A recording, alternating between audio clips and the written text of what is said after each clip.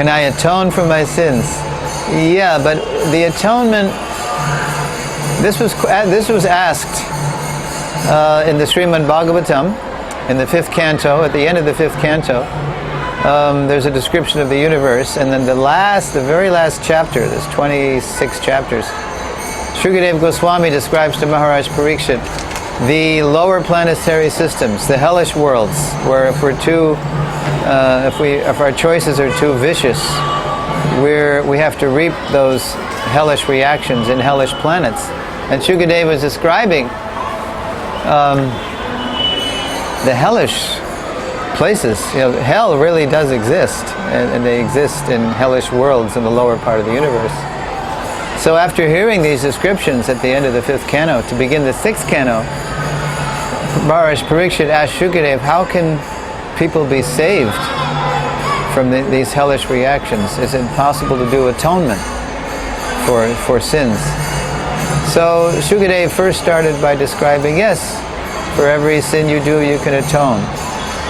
But then Parikshit's very smart. He sees that, yeah, but that's not going to help, because even if people atone for their sins, they haven't gotten rid of the desire to sin. So Shukadeva says, yes, well, you can also, it's better to atone with knowledge. If you atone with knowledge, then that will be even more effective. But then Parikshit saw, no, actually even people who have knowledge, they're still compelled by their desires, even they know it's bad for them. And so Shukadeva says, very nice, very good. And then he says a famous verse, Ke chit kevalaya bhaktya.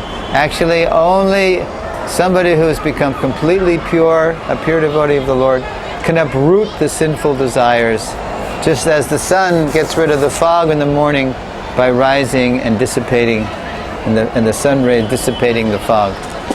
So it's possible to atone for sins. That's in the Vedas. For every sin, there's a remedy, right?